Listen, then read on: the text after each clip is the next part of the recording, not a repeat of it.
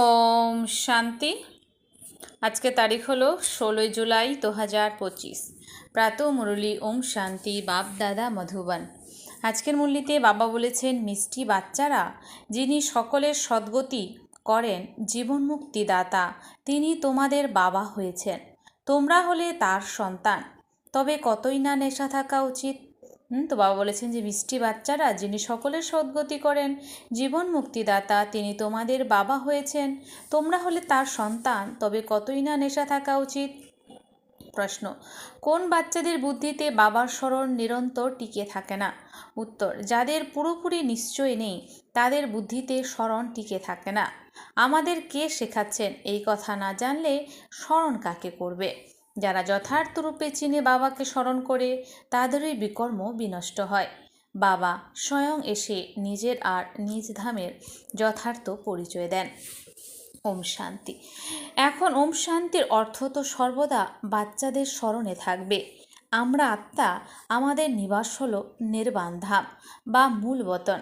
যদিও ভক্তিমার্গে মানুষ যা পুরুষার্থ করে, তবু তাদের জ্ঞান থাকে না কোথায় যেতে হবে, কিসের সুখ আছে, দুঃখ কিসে আছে, কিছুই জানা নেই।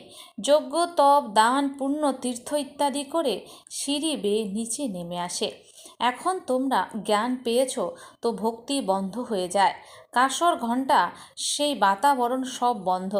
নতুন দুনিয়া ও পুরনো দুনিয়ায় তফাৎ তো আছে, তাই না? নতুন দুনিয়া হলো পবিত্র দুনিয়া। বাচ্চারা, তোমাদের বুদ্ধিতে আছে সুখধাম। নতুন দুনিয়া পবিত্রতা, যাকে আমরা বলি সুখধাম। সুখধামকে স্বর্গ, দুঃখধামকে নরক বলা হয়।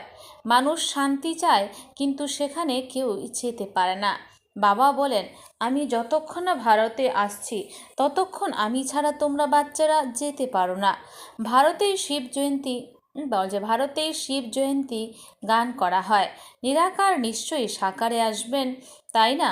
শরীর ব্যতীত আত্মা কিছু করতে পারে না। শরীর ব্যতীত আত্মা তো বিভ্রান্ত হয়ে ঘুরে বেড়ায়, অন্য শরীরে প্রবেশ করে। কেউ ভালো, কেউ চঞ্চল হয়, একেবারে পাগল করে দেয়। তো কেউ ভালো, কেউ চঞ্চল, একেবারে পাগল করে দেয়। আত্মার অবশ্যই শরীর চাই, ঠিক তেমনই পরমপিতা পরমাত্মারও শরীর না থাকলে তিনি ভারতে এসে কি করবেন? ভারতই হলো অবিনাশী ভূখণ্ড। সত্যযুগে একটিমাত্র ভারত খণ্ড থাকে, অন্য সব খণ্ডগুলি বিনাশ হয়ে যায়। গায়ন আছে, আদি সনাতন দেবী দেবতা ধর্ম ছিল। এরা যদিও আদি সনাতন হিন্দু ধর্ম বলে দিয়েছে, বাস্তবে প্রথমে কেউ হিন্দু নয়। দেবী দেবতারা ছিলেন ইউরোপবাসী, নিজেদের খ্রিস্টান বলে। ইউরোপিয়ান ধর্ম তো বলা হয় না, কিন্তু এখানে হিন্দুস্তানবাসীদের হিন্দু বলা হয়েছে।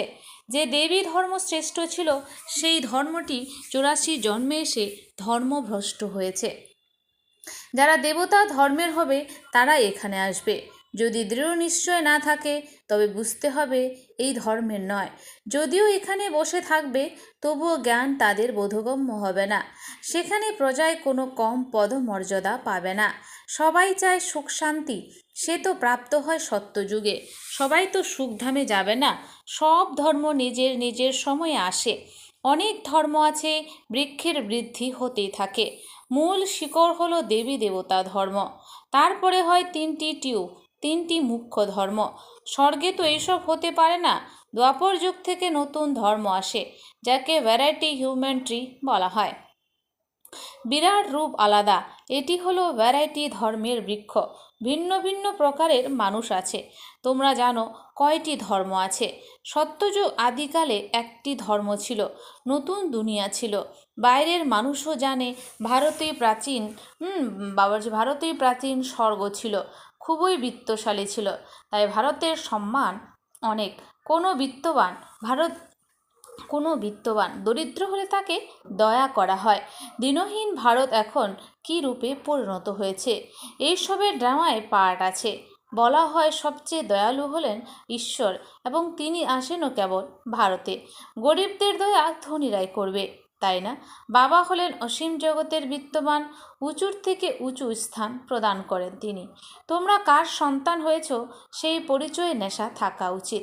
পরমপিতা পরমাত্মা শিবের আমরা সন্তান। তো আমরা কার সন্তান? পরমপিতা পরমাত্মা শিবের আমরা সন্তান। একে জীবনমুক্তি দাতা, সদ্গতি দাতা বলা হয়। জীবনমুক্তি সর্বপ্রথমে সত্যযুগে হয়। এখানে তো হলো জীবন বন্ধ। ভক্তিমার্গে প্রার্থনা করে বাবা বন্ধনমুক্ত করো, এখন তোমরা তো বলছি বন্ধনমুক্ত করো, এখন তোমরা আর এই প্রার্থনা করতে পারো না। তোমরা জানো বাবা হলেন জ্ঞানের সাগর। তিনি ওয়ার্ল্ডের হিস্ট্রি জিওগ্রাফির সার বোঝাচ্ছেন। তিনি হলেন নলেজফুল। তিনি ব্রহ্মা বাবা তো নিজেই বলেন আমি ভগবান নই। ব্রহ্মা বাবা তিনি নিজেই বলেন যে আমি ভগবান নই। তোমাদের তো দেহ থেকে পৃথক, দেহে অভিমানী হতে হবে। সম্পূর্ণ দুনিয়াকে, নিজের শরীরকেও ভুলে যেতে হবে। ইনি ভগবান নন। ব্রহ্মা বাবাকে বলা হয় বাপ দাদা। শিব বাবা হলেন উঁচুর থেকে উঁচুতে। এই হলো ব্রহ্মা বাবার শরীর, পুরনো শরীর। মহিমা কেবল এক শিব বাবার। তার সঙ্গেই যোগযুক্ত হতে হবে, তবেই পবিত্র হবে। তা না হলে কখনোই পবিত্র হতে পারবে না। এবং শেষ সময়ে হিসেব নিকেশ মিটিয়ে সাজা ভোগ করে চলে যাবে। ভক্তি মার্গে আমি সেই আমি, এই মন্ত্রটি শুনেছ। আমরা আত্মারা, পরমপিতা পরমাত্মা সেই আমরা আত্মা, এই ভুল মন্ত্রটি পরমাত্মার বিপরীত দিকে নিয়ে যায়। বাবা বলেন বাচ্চারা যে পরমাত্মা সে আত্মাই আমরা, বলাটা একেবারে ভুল। বাচ্চারা এখন তোমাদের বর্ণের রহস্য বোঝানো হয়েছে। আমরা সে ব্রাহ্মণ, পরে আমরাই দেবতায় পরিণত হওয়ার পুরুষার্থ করি। তারপরে আমরা সেই দেবতা হয়ে ক্ষত্রিয় বর্ণে আসব। অন্যরা কেউ কি জানে আমরা কিভাবে 84 জন্ম গ্রহণ করি, কোন কুলে জন্ম হয়? তোমরা এখন বুঝেছ আমরা ব্রাহ্মণ। বাবা তো ব্রাহ্মণ নন। তোমরা এই বর্ণে আসো, এখন ব্রাহ্মণ ধর্মে দীক্ষিত হয়েছ। শিব বাবা দ্বারা প্রজাপিতা ব্রহ্মার সন্তান হয়েছ। এই কথাও জানো নিরাকারী আত্মারা হলো প্রকৃত রূপে ঈশ্বরীয় কুলের, নিরাকারী জগতের নিবাসী। পরে সাকারী দুনিয়ায় পার্ট প্লে করতে আসে। পার্ট প্লে করতে আসতে হয়। সেখান থেকে এসে আমরা দেবতা কুলের 8 জন্ম নিয়ে ক্ষত্রিয় কুলে, বৈশ্য কুলে আসি। বাবা বোঝান তোমরা এতগুলি জন্ম দেবী কুলে নিয়েছ, তারপর এতগুলি জন্ম ক্ষত্রিয় কুলে নিয়েছ। এ হলো 84 জন্মের চক্র। তোমরা ছাড়া এই জ্ঞান আর কেউ প্রাপ্ত করে না। যারা এই ধর্মের হবে তারা এখানে আসবে। রাজধানী স্থাপন হচ্ছে, কেউ রাজা রানী, কেউ প্রজা হবে। Suryavanshi Lakshminarayan the first, second, third, 8টি বংশ চলে। তারপরে ক্ষত্রিয় ধর্মেও ফার্স্ট, সেকেন্ড, থার্ড এমনভাবে চলে। এইসব কথা বাবা বোঝান। যখন জ্ঞানের সাগর আসেন তখন ভক্তি শেষ হয়, রাত শেষ হয়ে দিন হয়। সেখানে কোনো রকমের ধাক্কাধাক্কি থাকে না, থাকে শুধু আরাম, কোনো ঝামেলা নেই। এই তো শুধু আরাম আর কোনো ঝামেলা নেই। এও ড্রামায় নির্দিষ্ট আছে।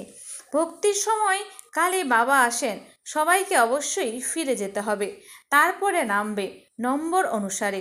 ক্রাইস্টের আগমন হলে খ্রিস্টান ধর্মের মানুষ আসবে। এখন দেখো খ্রিস্টান অনেক আছে, ক্রাইস্ট হলেন খ্রিস্টান ধর্মের বীজ। এই দেবী দেবতা ধর্মের বীজ হলেন পরমপিতা পরমাত্মা শিব। তোমাদের ধর্ম স্থাপন করেন পরমপিতা পরমাত্মা। তোমাদের ব্রাহ্মণ ধর্মে কে এনেছে? বাবা দত্তক নিয়েছেন। অর্থাৎ ব্রাহ্মণ ধর্ম হলো তার চেয়ে ছোট। ব্রাহ্মণদের শিখা বলা হয়। এই হলো চিহ্ন শিখা, তার নিচে এলে শরীর বৃদ্ধি পায়। এই সব কথা বাবা বসে বোঝান। পিতা যিনি হলেন কল্যাণকারী, তিনি এসে ভারতের কল্যাণ করেন। সবচেয়ে বেশি কল্যাণ তো তোমাদের অর্থাৎ বাচ্চাদের করেন। তোমরা কি থেকে কি রূপে পরিণত হও? তোমরা অমরলোকের মালিক হও। এখনই তোমরা কাম বিকারকে জয় করো। সেখানে অকালে মৃত্যু হয় না, মরণের কথা নেই। যদিও শরীর রূপে পোশাক তো বদল করতেই হবে, তাই না?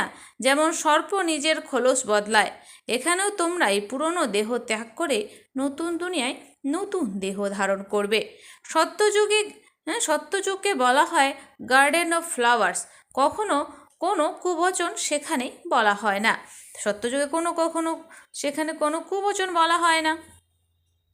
এখানে তো হলো কুসঙ্গ, মায়ার সঙ্গ এখানে, তাই এর নাম ঘোর নরক। স্থান মানে বাড়ি পুরনো হয়ে গেলে তখন মিউনিসিপ্যালিটি থেকে লোক এসে খালি করায়। বাবাও বলেন যখন দুনিয়া পুরনো হয় তখন আমি আসি। তো বাবা এখন বলছেন যে এখন দুনিয়া পুরনো হয়ে গেছে, তাই এখন বাবা এসেছেন। জ্ঞানের দ্বারা সদ্গতি হয়ে যায়, রাজযোগ শেখানো হয়। ভক্তিতে কিছুই নেই। হ্যাঁ, যদিও দান পূর্ণ করলে অল্পকালের জন্য সুখ প্রাপ্ত হয়। সন্ন্যাসীরা রাজাদের বৈরাগ্য প্রদান করেন। এই জগতে কাক বিষ্ঠার সম সুখ আছে। বাচ্চারা, এখন তোমাদের অসীম জগতের বৈরাগ্য শেখানো হয়। এই হলো পুরনো দুনিয়া।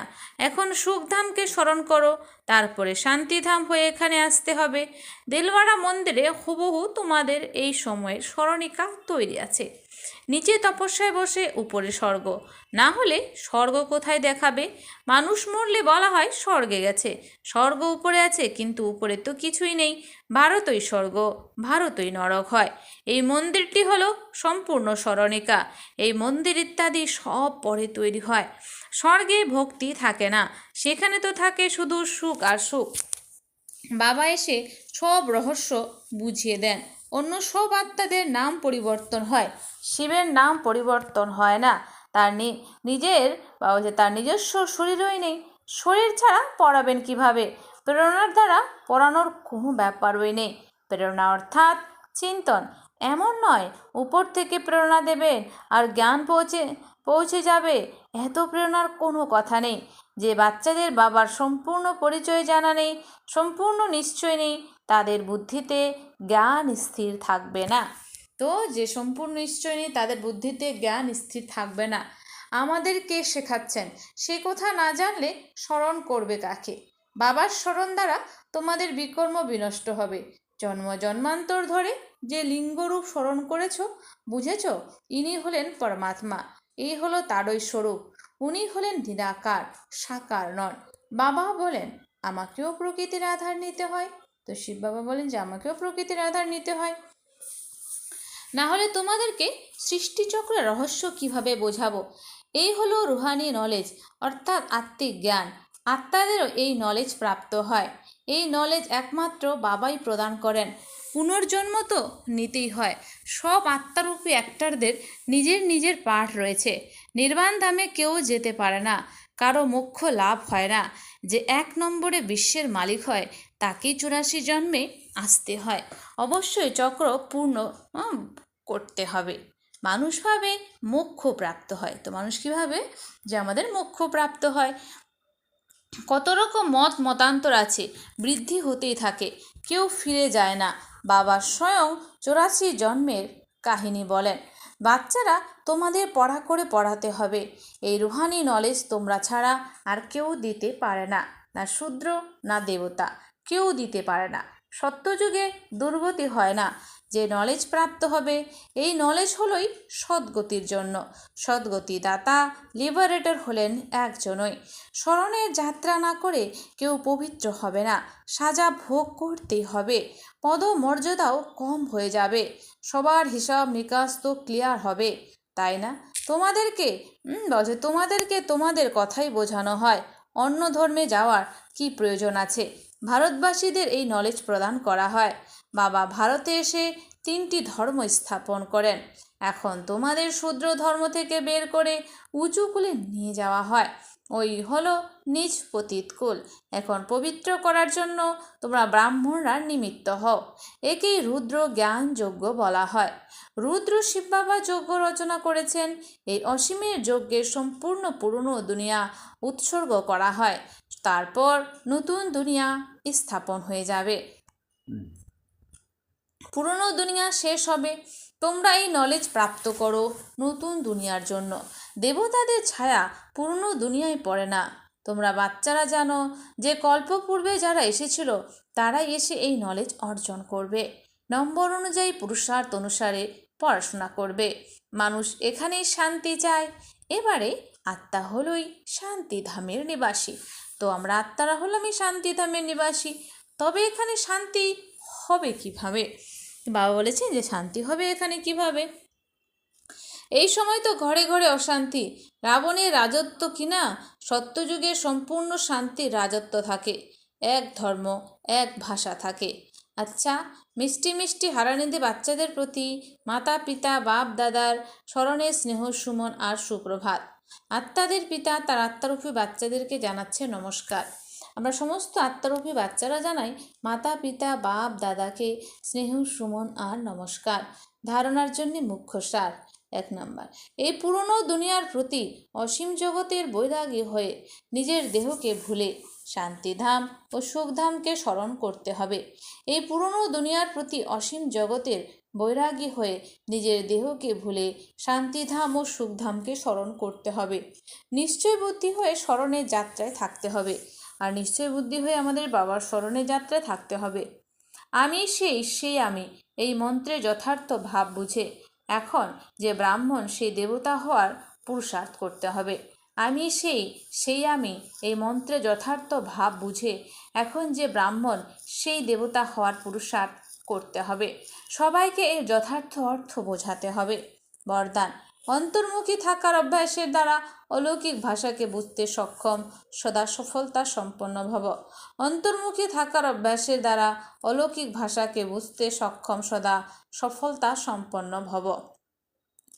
তোমরা বাচ্চারা যেমন যেমন অন্তর্মুখী সুইট সাইলেন্ট স্বরূপে স্থিত হতে থাকবে, তোমরা বাচ্চারা যেমন যেমন অন্তর্মুখী সুইট সাইলেন্ট স্বরূপে স্থিত হতে থাকবে, ততই নয়নের ভাষা, ভাবনার ভাষা আর সংকল্পের ভাষাকে সহজে বুঝতে পারবে।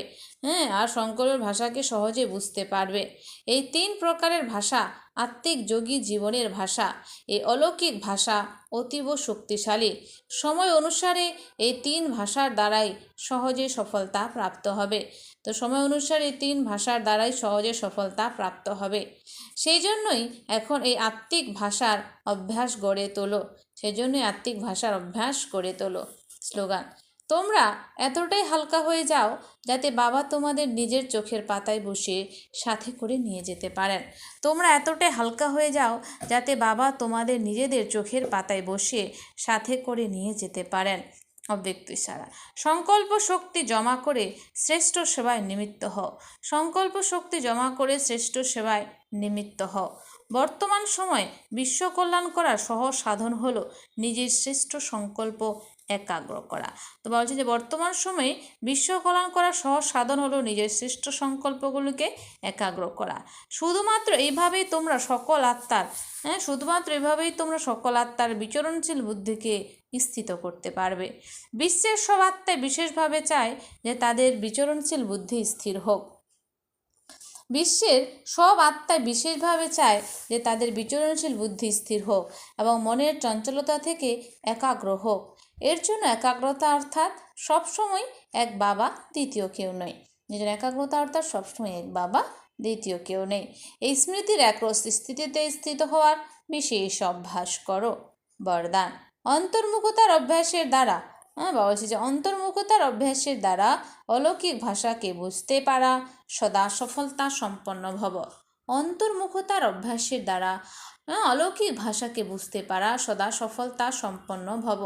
স্পষ্টীকরণ, তোমরা বাচ্চারা যত যত অন্তর্মুখী সুইট সাইলেন্ট স্বরূপে স্থিত হতে থাকবে, তোমরা বাচ্চারা যত যত অন্তর্মুখী সুইট সাইলেন্ট স্বরূপে স্থিত হতে থাকবে, ততই নয়নের ভাষা, ভাবনার ভাষা আর সংকল্পের ভাষাকে সহজেই বুঝতে পারবে। এই 3 প্রকারের ভাষাই হলো রুহানি যোগী জীবনের ভাষা। এই অলৌকিক ভাষাগুলি হলো অত্যন্ত শক্তিশালী। সময় অনুসারে এই 3 ভাষার দ্বারাই সহজ সফলতা প্রাপ্ত হবে। তো সময় অনুসারে এই 3 ভাষার দ্বারাই সহজ সফলতা প্রাপ্ত হবে। এই জন্য এখন রুহানি ভাষার অভ্যাসী হও। স্লোগান, তোমরা এতটাই হালকা হয়ে যাও যে বাবা তোমাদেরকে নিজের চোখের পলকের উপরে বসে সাথে করে নিয়ে যাবেন। তোমরা এতটাই হালকা হয়ে যাও যে বাবা তোমাদেরকে নিজের চোখের পলকের উপরে বসে সাথে করে নিয়ে যাবেন। অব্যক্ত ইশারা, সংকল্পের শক্তি জমা করে শ্রেষ্ঠ সেবার নিমিত্ত হও। সংকল্পের শক্তি জমা করে শ্রেষ্ঠ সেবার নিমিত্ত হও। বর্তমান সময়ে বিশ্ব কল্যাণ করার সহজ সাধন হলো নিজেদের শ্রেষ্ঠ সংকল্পের একাগ্রতা।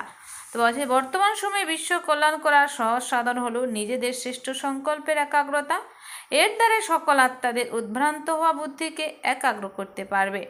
বিশ্বের সকল আত্মারা বিশেষ এই আশা রাখে যে উদ্ভ্রান্ত হওয়া বুদ্ধি একাগ্র হয়ে যায় বা মন চঞ্চলতা থেকে একাগ্র হয়ে যায়। এর জন্য একাগ্রতা অর্থাৎ সদা এক বাবা, দ্বিতীয় কেউ নেই এই স্মৃতিতে থেকে একরস স্থিতিতে স্থিত হওয়ার বিশেষ অভ্যাস করো। আচ্ছা, ওম শান্তি। ধন্যবাদ বাবা আজকের এই সুন্দর মিষ্টি মূল্যের জন্য।